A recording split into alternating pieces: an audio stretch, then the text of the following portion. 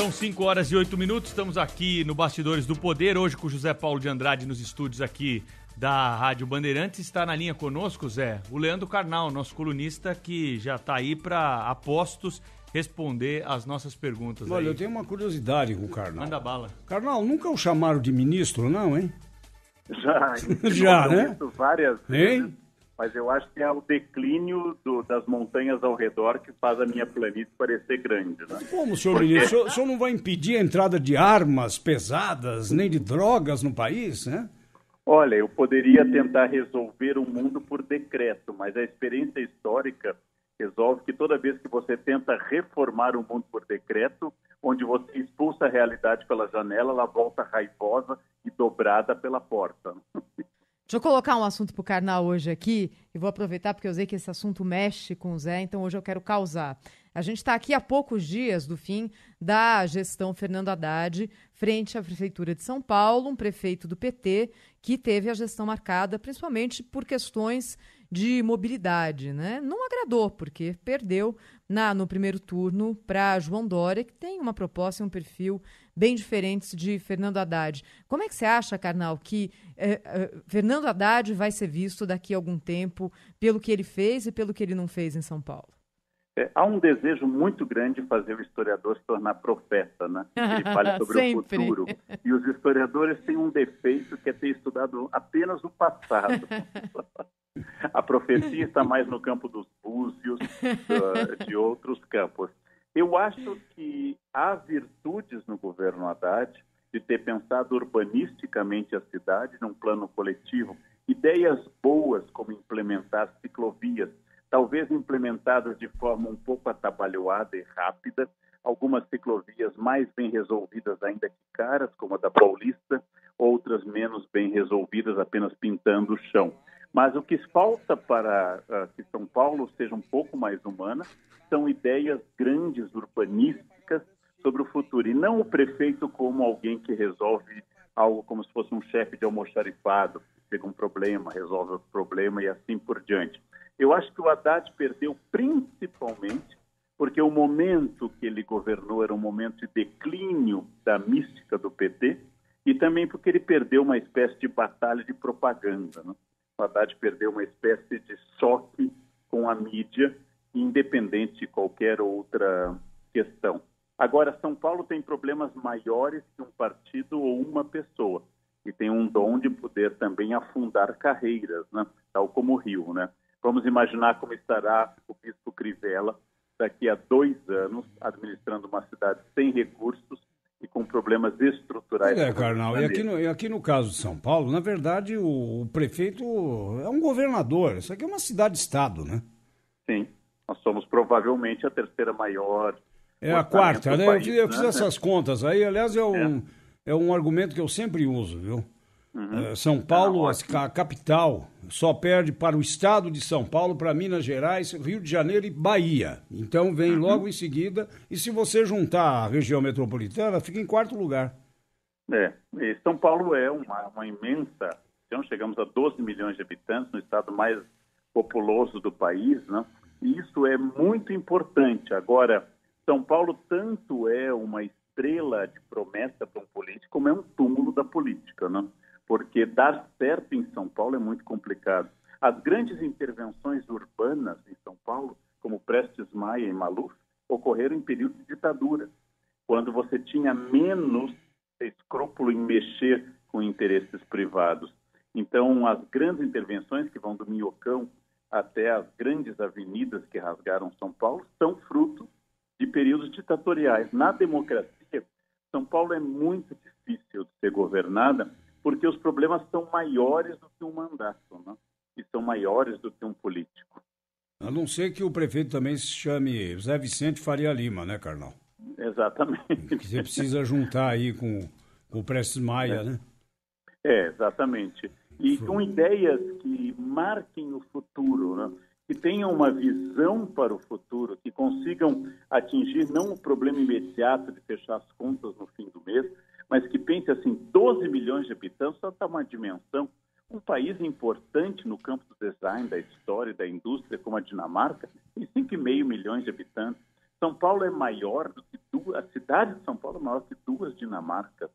São Paulo é do tamanho de Portugal como população, a cidade de São Paulo, as distâncias, a riqueza, as contradições, os problemas estruturais de São Paulo são gigantescos. Isso é uma questão importante, né? Então, precisa juntar alguém com habilidade administrativa extraordinária, um pacto político muito grande, com uma visão muito técnica e, ao mesmo tempo, com sensibilidade política e social. Isso é muito difícil. Faltou isso, né? Faltou um pouco de comunicação, apesar de ser um grande jornalista, o secretário de comunicação, que é o Nunzio Brigullio, né? Que nós conhecemos já há décadas, né? Sim. Mas faltou essa comunicação, porque o prefeito começou a se isolar com grupelhos, né? Tipo cicloativistas, né? Achando que isso lhe daria vitória nas urnas, né? Ele tomou. Eu acho até que o desastre se anunciava maior, né? Eu acho que havia gente que supunha que ele ficaria em 4º ou 5º. Porque a Marta, né? A Marta era tida como um nome forte para ir para o segundo turno e tudo mais. Eu tenho a impressão que aconteceu na reta final, Karnal, e você deve se lembrar, quando Luiz Erundina surpreendeu e derrotou Paulo Maluf, uma descarga dos votos de todos os adversários num candidato só, né? Parece que aconteceu de novo e o João Dória foi a bola da vez. Exatamente. Nós estamos numa época em que a personagem destituída da ideologia política, como foi a imagem criada pelo João Dória, um empresário que não é um militante político, está em alta. De alguma forma, Trump, João Dória e tantos outros estão nesse campo de um público já cansado da política tradicional e da política ativista, partidária e sectária. Dentro de 2 anos, talvez a gente volte a pensar na política sectária e partidária, porque essa questão se tornou particularmente complicada. Mas eu acho muito importante que o eleitorado de São Paulo não tenha um perfil político. Ele votou em Luiz Erundina, ele votou de novo em Paulo Maluf, ele votou em Pita, ele votou em Marta, ele votou em Haddad, ele votou em Dória e é praticamente... Kassab, exato. Ou seja, quer dizer, não há uma coerência, né, professor? Não,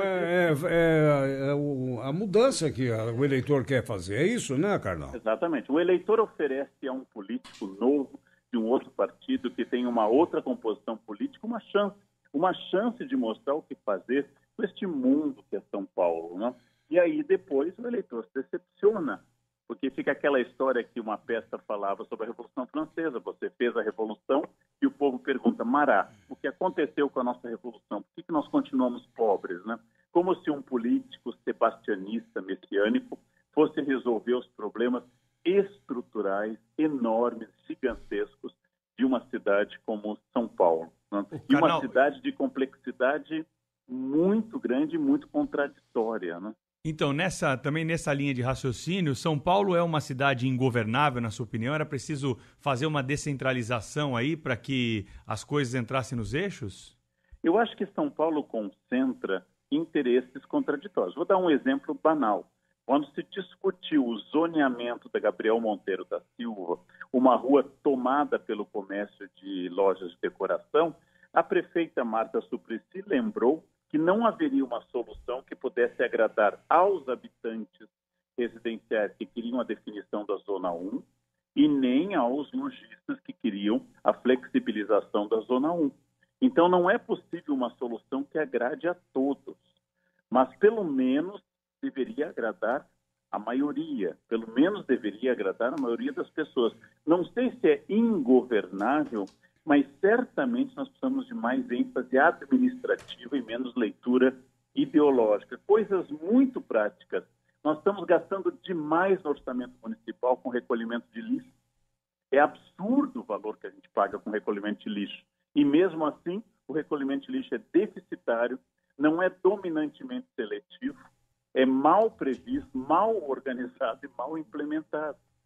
O transporte público é caro, tem certa dose de subsídio e mesmo assim é muito incompetente, muita gente em ônibus, muito apertado, pagando muito para viagens muito desconfortáveis.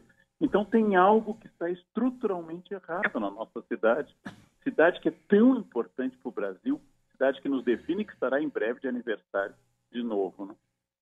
É isso aí, o professor Leandro Carnal está sempre conosco aqui no Bastidores do Poder e volta na quarta-feira, né, professor? Um beijo, até lá. Será um grande prazer, um beijo, um grande abraço também a todos os nossos ouvintes. Boa tarde, Carnal. Boa tarde. Boa tarde, ministro.